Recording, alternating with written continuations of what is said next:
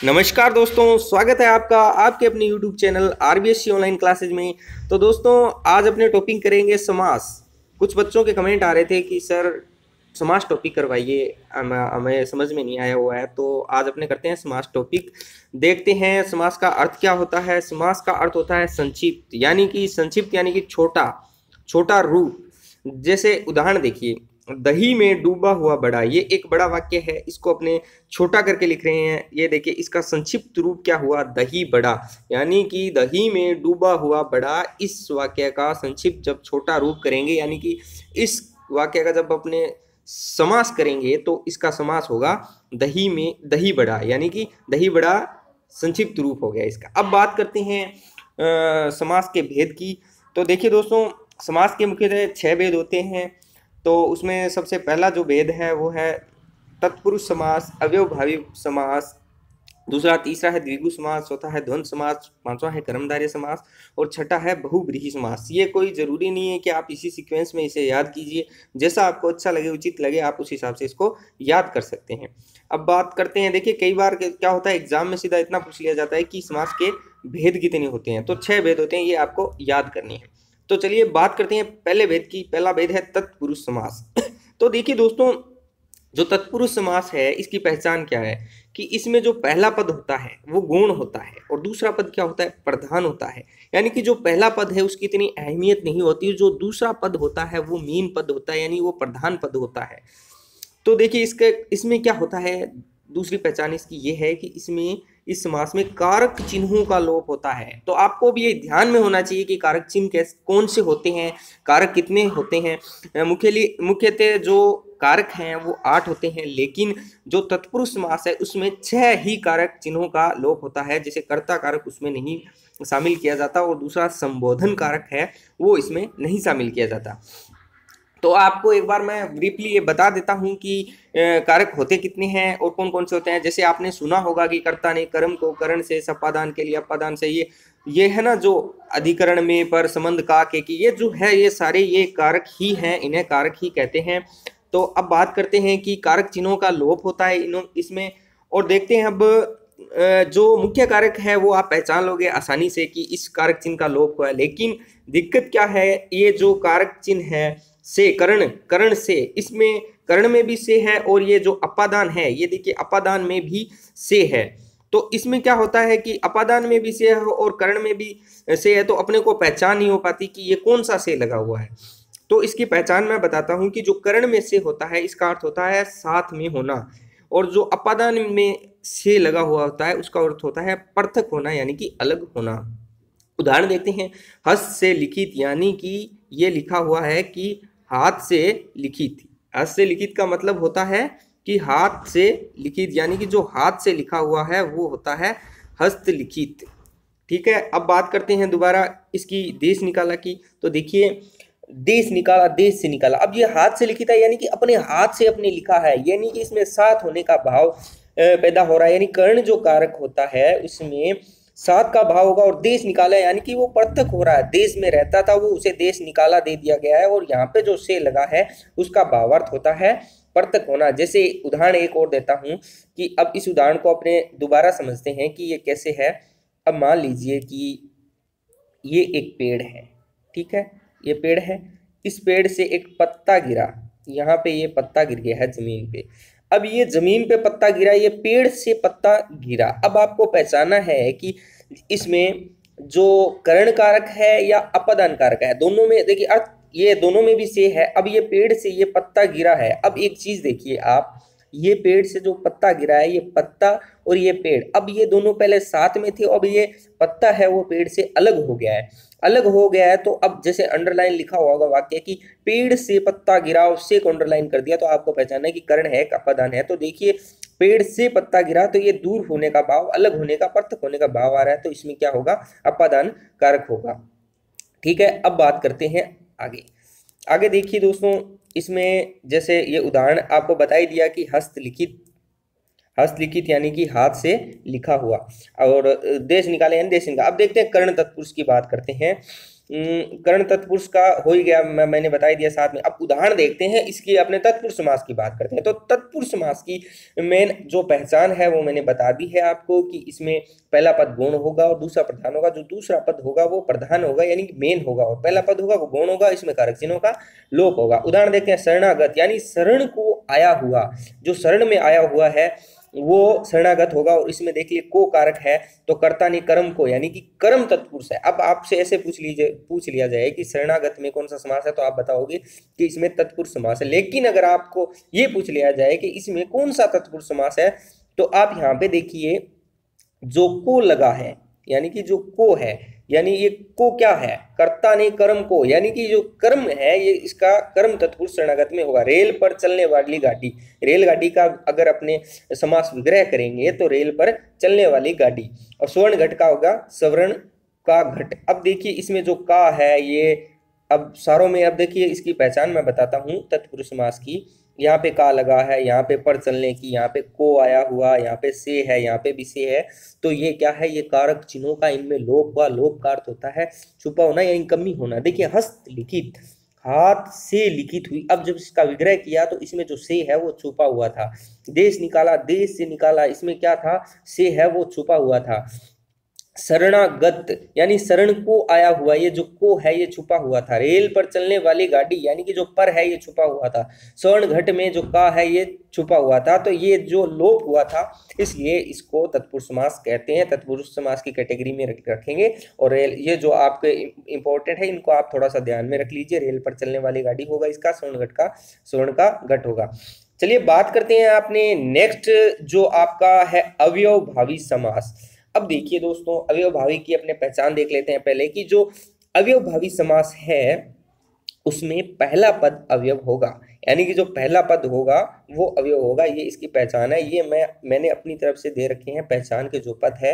मुख्यतः ऐसा होता नहीं है कि बुक में आपको दिया होगा कि जो पहचान के शब्द क्या होते हैं। ये मुख्यतः मैंने अपनी तरफ से बनाए हैं, लिखे हुए हैं मैंने जो पहचान के शब्द है मुख्यतः ये दिए होंगे आपको, और आपको बस पहचान हो जाएगी। मान लीजिए ये यथा लगा है तो यथा से बहुत सारे शब्द बनते हैं, यथाशक्ति, यथासंभव, यथा योग्य। ये जो यथा लगा हुआ होगा तो आपको ध्यान में इस यथा को देखते ही आपको पता लग जाना चाहिए कि इसमें कौन सा समास है, अवयवभावी समास है। बात करते हैं भर की, तो भरपेट हो गया, इसमें भी अवयवभावी समास है। प्रति से प्रतिकूल, प्रतिदिन, ये जो शब्द है प्रति से लग के बनेंगे तो उसमें भी अवयवभावी समास होगा। बात करते हैं बे की, तो बेखबर है, जो भी है, बेझिझक है, ये सारे इसमें आएंगे। बे से लगे हुए वाक्य, वो जो बे से लगे हुए जो शब्द हैं वो अपने अवयवभावी समास लिखेंगे। अब बात करते हैं आ की, तो से आ जन्म हो गया। ये जो वाक्य हैं ये दिए हुए हैं, ये सारे अवयवभावी समास में आएंगे। इसकी आप इजीली आप क्या कर सकते हैं, इसकी पहचान कर सकते हैं। बात करते हैं आगे थर्ड समास की। तो देखिए दोस्तों, तीसरा समास है द्विगु समास। इसकी पहचान देखते हैं सबसे पहले अपने। द्विगु समास में प्रथम पद संख्यावाचक होता है, यानी कि इसमें जो पहला पद होगा वो संख्या दी हुई होगी। और संख्या का अर्थ मतलब जो संख्या दी हुई होगी वो गिनने योग्य होगी, यानी गणना योग्य होगी। उसको अपने क्या कर सकते हैं, गिन सकते हैं। अब दूसरा पद इसमें क्या होगा, प्रधान होगा। जो मेन पद होगा इसमें वो क्या होगा कि दूसरा पद होगा वो क्या होगा, इसमें प्रधान होगा। और प्रथम पद होगा वो संख्यावाची होगा। अब इसकी एक पहचान बताता हूं दोस्तों मैं। जब भी आपको ये कंफ्यूज हो जाओगी कि द्विगु और द्वंद्व में बहुत कंफ्यूज होते हैं बच्चे कि सर ये द्विगु कौन सा होता है, ये और वाला द्विगु होता है या ये द्वंद्व होता है, तो इसकी पहचान बताता हूँ। देख, तो ये द्वि लिखा हुआ है। द्वि का संस्कृत में बोलते हैं, द्वि का अर्थ होता है दो, और दो क्या है, एक संख्या है। तो इस हिसाब से आप द्वि लिखा हो तो समझ लो कि ये संख्या है, और यानी कि दो संख्या है तो ये एक संख्यावाची समास है। इसमें जो प्रथम पद होगा वो एक, जो संख्या होगी, जो प्रथम पद होगा वो कोई संख्या जो गणने योग्य है, यानी जिसको गिना जा सके ऐसी एक संख्या होगी। अब बात करते हैं इसके उदाहरण की। तो देखिए दोस्तों, इसमें लिखा हुआ है नवरत्न, यानी कि 9 रत्नों का समूह है। इसमें जो 9 दिया हुआ है ये क्या है, एक संख्या है। और दूसरा जो पद है वो प्रधान है। ये जो रत्न है इनकी संख्या है। प्रधान का अर्थ होता है मुख्य पद, यानी कि मेन पद कौन सा है। इसमें देखिए दोस्तों, जो रत्न है उनको ही गिना गया है, यानी कि 9 रत्नों का समूह है। जो रत्न है वो कितने हैं, 9 है। तो मेन पद क्या है इसमें, रत्न है। प्रधान पद क्या हो गया, रत्न हो गया। दूसरा आप देखते हैं शताब्दी, यानी 100 अब्दों, यानी कि वर्षों का समूह है। जो 100 वर्षों का समूह होगा उसे क्या बोलते हैं, शताब्दी। बात करते हैं सत सही की, तो 700 दोहों का समूह है क्या होता है, सत सही होता है। तो उम्मीद करते हैं कि आप द्विगु समास को इजीली पहचान लोगे, क्योंकि द्वि का अर्थ होता है दो, और दो क्या है, एक संख्या है, और इस हिसाब से आप संभाल लो, आप इस द्विगु समास को समझ जाओगे, आराम से पहचान लोगे। उदाहरण आपने देख लिए नवरत्न रत्नों का समूह। अब बात करते हैं नेक्स्ट जो अपना समास है वो है द्वंद्व समास। तो द्वंद्व समास की अपने पहचान क्या है कि इन दोनों, इसमें दोनों पद जो इस समास में है वो दोनों पद समान रूप से प्रधान होंगे, यानी कि जो द्वंद्व एकमात्र एक ऐसा समास है जिसमें जो दोनों पद दिए होंगे वो समान रूप से प्रधान होंगे, मुख्य होंगे। यानी कि उन दोनों में ये नहीं, जैसे और सारे समास है उसमें किसी में दिया होता है कि जो प्रथम पद है वो प्रधान होता है, किसी में द्वितीय पद प्रधान होता है, किसी में अन्य पद प्रधान होता है। लेकिन जो द्वंद्व समास है उसमें क्या है कि जो दूसरा पद है, दोनों पद है, द्वंद्व समास में क्या है कि जो दोनों पद है वो प्रधान होंगे, और इसमें योजक चिन्ह का लोप होता है, योजक चिन्ह जुड़ा होता है, लोप नहीं, माफ कीजिए, इसमें योजक चिन्ह है वो जुड़ा होता है। यानी कि योजक चिन्ह देखिए, ये योजक चिन्ह यहाँ पे जैसे ये माता और पिता लिखा है, इन दोनों के बीच में जो लगा है ये क्या है, एक योजक चिन्ह है। ये योजक चिन्ह क्या होता है, जुड़ा होता है। अब बात करते हैं, देखते हैं इसकी पहचान कैसी है। देखिए दोस्तों, द्वंद्व समास और द्विगु समास दोनों में आप कंफ्यूज हो सकते हो कि द्विगु में योजक चिन्ह का लोप होता है या फिर द्वंद्व में योजक चिन्ह का लोप होता है। तो इसका मैं इजीली आपको एक ट्रिकली एक तरीका बताता हूँ कि कौन सा द्वंद्व है और कौन सा द्विगु है। तो देखिए दोस्तों, द्वंद्व ऐसे लिखते हैं अपने दो, और यहाँ पे ऐसे लिखा है मैंने न, और ये दो, द्वंद्व बन गया। अब ये जो न लिखा है मैंने यहाँ पे आधा न, इसको आप न मत मानिए, इस न को आप मानिए योजक चिन्ह, सीधा ऐसे कर दीजिए। अब ये देखिए दे दोनों के बीच में ये योजक चिन्ह लगा हुआ है, मान लीजिए ये योजक चिन्ह ही है। अब आपको आराम से पहचान, अब जब भी आप द्वंद्व देखोगे तो आप इजिली ये पहचान जाओगे ये जो न है ये न नहीं है, रियल में क्या है, ये अपने को पहचान दे रहा है कि ये क्या है, एक योजक चिन्ह है जो ये माता और पिता के बीच में आया है। तो इजिली आप इससे आप पहचान जाओगे कि द्वंद्व समास कौन सा है। तो द्वंद्व और द्विगु की पहचान तो आप इजी कर सकते हो इजिली। अब देखते हैं उदाहरण, रात और दिन, यानी कि एक और देखिए इसमें जो इसकी मुख्य पहचान है वो मैं बता देता हूँ कि जो मुख्य पहचान है, ये दोनों जो पद दिए हुए हैं दोनों, जैसे माता और पिता। अब देखिए दोस्तों, ये जो दोनों पद है माता और पिता, ये दोनों पृथक है, यानी कि विलोम है, यानी कि अलग है, एक दूसरे से विजातीय हैं।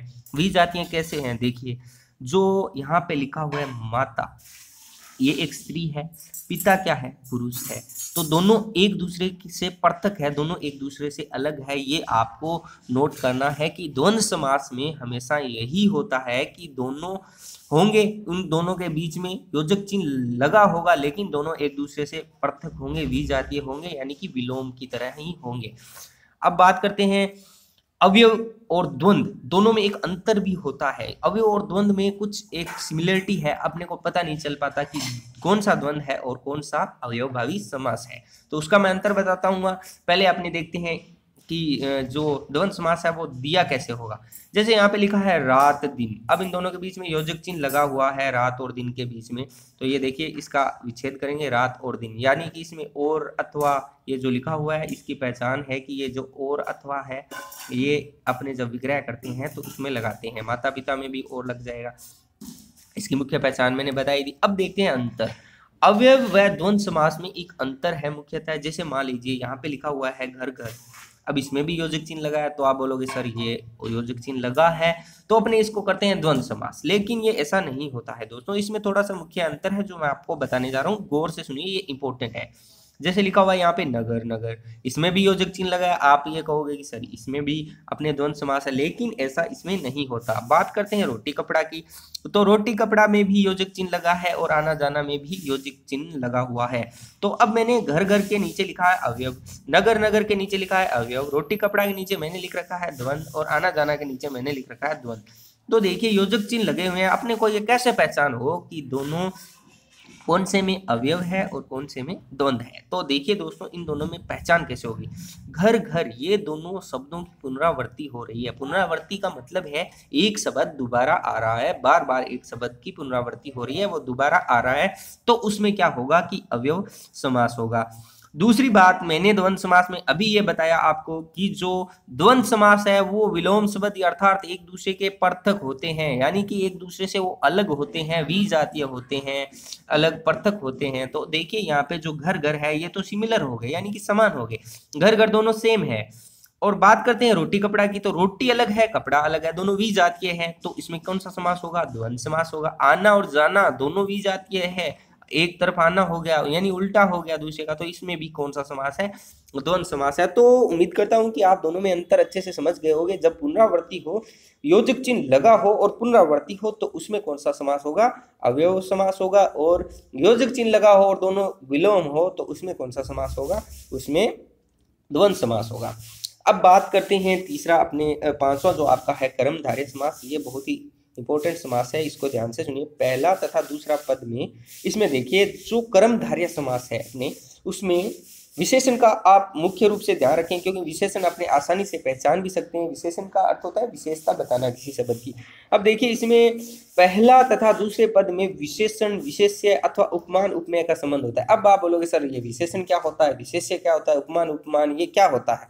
तो देखते हैं, पहले इसकी कर्मधारय की पहचान देख लेते हैं। पहला पद द्वितीय पद की विशेषता बताता है। जो पहला पद होता है वो द्वितीय पद की क्या बताएगा?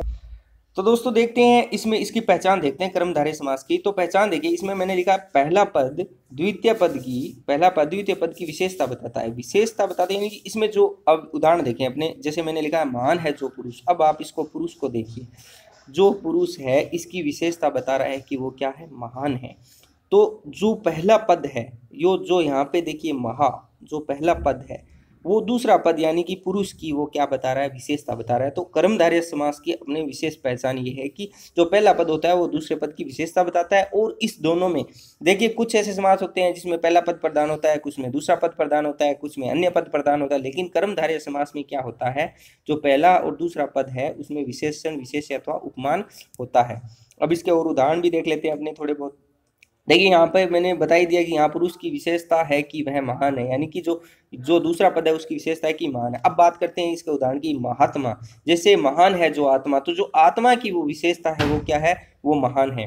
अब बात करते हैं उपमेय और उपमान की। अब उपमेय और उपमान क्या होता है? उपमान का अर्थ होता है उपमा देना, यानी कि के समान। अपने मान लीजिए कि अपने किसी की प्रशंसा कर रहे हैं कि ये तो, मान लीजिए किसी को बहुत ज़्यादा सुंदर है कि ये तो चांद के समान है, यानी कि इसकी अपने क्या दे रहे हैं? उपमा दे रहे हैं कि ये जो सुंदर है उसकी सुंदरता किसकी तरह है? चांद के समान। मान लीजिए किसी की आंखों की अपनी सुंदरता दे रहे हैं, तो अपने बोल रहे हैं कि ये तो झील के समान इसकी आंखें हैं, ये तो इसकी झील के समान है।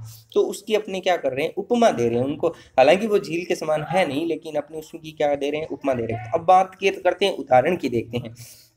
देखिए यहाँ पे लिखा है मैंने चरण कमल, कमल के समान चरण, यानी कि जो कमल है उसके समान क्या है? चरण। इसमें क्या किया आपने? उपमा दी है। विद्या धन, यानी विद्या रूपी धन, ये इसमें क्या है? उपमा है। तो आपको ये पहचान करनी है कि ये उपमेय उपमान, आपसे कोई नहीं पूछेगा कि इसमें उपमेय है या उपमान है। आपको बस इतना ध्यान रखना है कि जो विद्या धन है, धन की क्या विशेषता है? ये विद्या यानी कि जो दूसरा पद है उसकी पहला पद विशेषता बता रहा है। कमल यानी ये चरण दिया है, यानी दूसरे पद है उसकी पहली विशेषता बता रहा है, यानी ये जो इसमें उपमेय उपमान है, मान लीजिए ये जो उपमान है ये कोमल है। तो इस हिसाब से आपको पहचानना है कर्मधारय समास। अब बात करते हैं बहुव्रीहि समास। सबसे इंपॉर्टेंट समास क्या है अपने? बहुव्रीहि समास है। दोस्तों इस समास के बारे में आप ध्यान से सुनिए। ये जो बहुव्रीहि समास है एकमात्र एक ऐसा समास है जिसमें सभी समासों का समाहार होता है।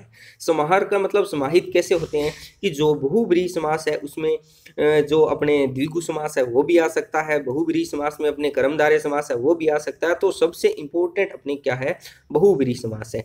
तो इसकी मैंने एक ट्रिक बताई है जो आपको कहीं नहीं मिलेगी, ना बुक्स में मिलेगी कहीं नहीं, या ना आपको कोई टीचर बताएगी। मैंने अपनी तरफ से जो ये ट्रिक बताई है, जो मैंने बहुत सारे बहुव्रीहि समास है उनकी एक्सरसाइज की, उनमें मुझे लगा उस हिसाब से बताई है। ये जो मेरी ट्रिक है ये 90% आपकी सही होगी, कोई दिक्कत नहीं है, आराम से पहचान सकते हो। यार 10% ये गलत भी हो सकती है, आप इस पे पूरा विश्वास मत करें। आप इसकी जो रूल है वो भी पढ़ सकते हैं, लेकिन मेरा ये दावा है कि ये जो 90% है, ये जो ट्रिक है ये काम करेगी बहुव्रीहि समास में। तो चलिए अपने देखते हैं ये ट्रिक क्या है। पहले अपने बहुब्रीहि समास के बारे में पढ़ लेते हैं कि जो पहला पद होता है बहुब्रीहि समास में, पहला पद तथा दूसरा पद दोनों ही पद गौण होते हैं। गौण के मतलब जो मुख्य नहीं होते हैं।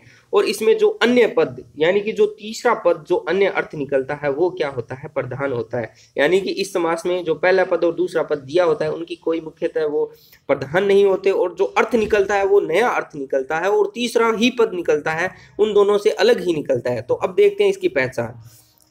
अब देखिए दोस्तों, मैंने इसकी पहचान बताई है कि मुख्यतः इसमें पर्यायवाची शब्द होता है। यानी कि मान लीजिए कोई शब्द दिया है, जैसे मान लीजिए त्रिनेत्र शब्द दिया है, ये यहाँ पे मैंने दे ही रखा है। चलो, जो त्रिनेत्र शब्द दिया है ये अपने को पता है कि ये किसका पर्यायवाचिक है, शिव का पर्यायवाचिक है।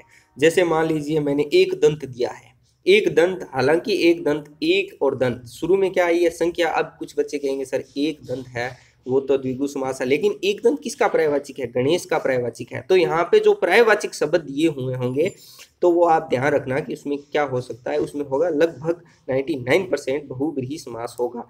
अब बात करते हैं इसकी जो ट्रिक है जो मैंने बनाई है, उस ट्रिक को आप ध्यान से सुनिए, देखिए क्या ट्रिक है।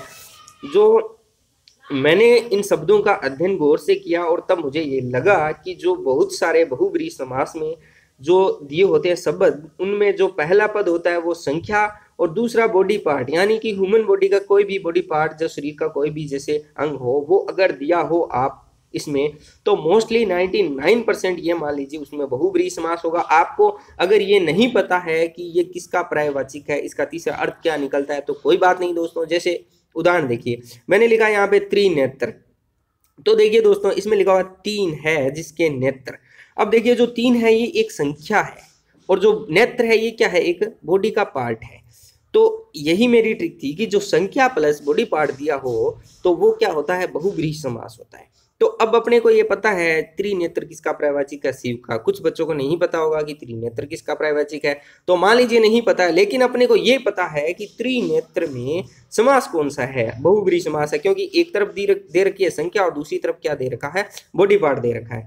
तो अब देखिए जैसे दूसरा उदाहरण है दशानन, देखिए इसमें लिखा 10 है आनंद जिसके, आनंद यानी कि सर होता है आनंद का अर्थ, तो 10 है सर जिसके, वो कौन होता है, रावण। ये सभी को पता है, लेकिन मान लीजिए आपको नहीं पता, तो आपको इतना पता है कि 10 क्या है, एक संख्या है, और ये आनंद है जो सिर है वो क्या है, बॉडी पार्ट है।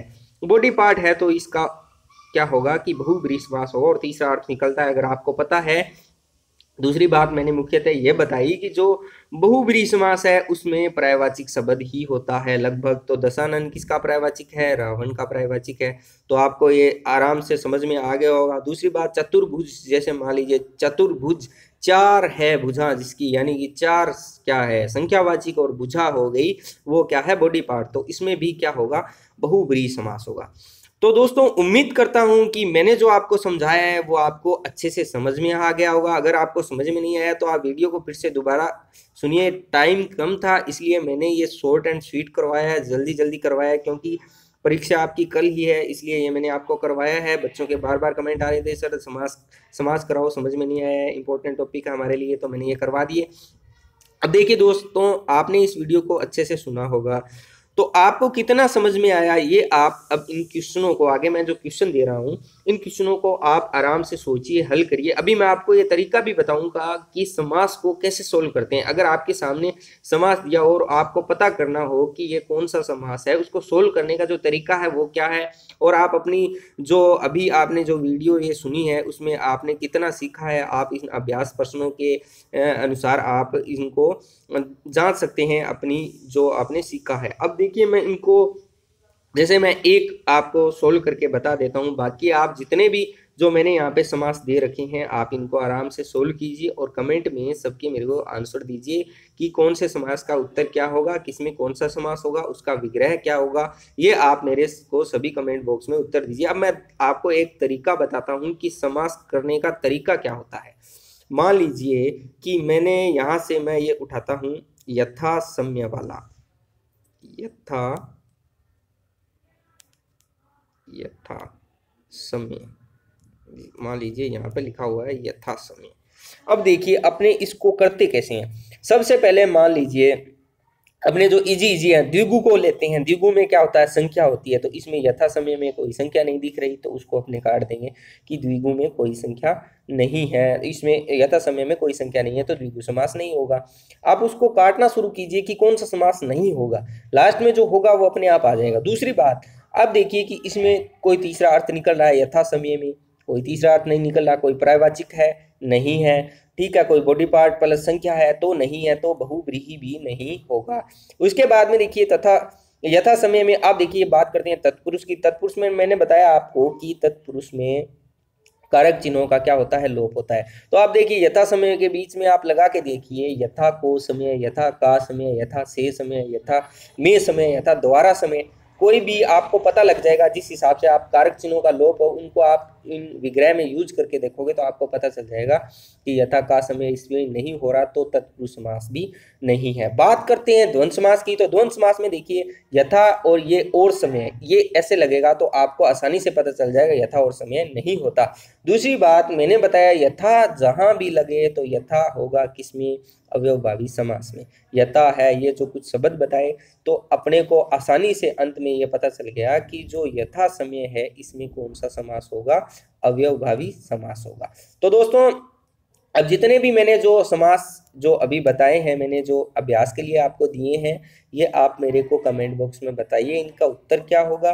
उम्मीद करता हूं कि ये वीडियो आपको अच्छे से समझ में आ गई होगी। आगे के आपको कौन सा टॉपिक समझना है और कौन सा आपके समझ में नहीं आया है, इसमें कुछ समझ में नहीं आया है तो आप मेरे को कमेंट कीजिए। आप हमारे आरबीएससी ऑनलाइन क्लासेस चैनल को लाइक करें, शेयर करें, सब्सक्राइब करें और हमारी वीडियो अगर पसंद में आई हो तो उसको शेयर भी करें। धन्यवाद।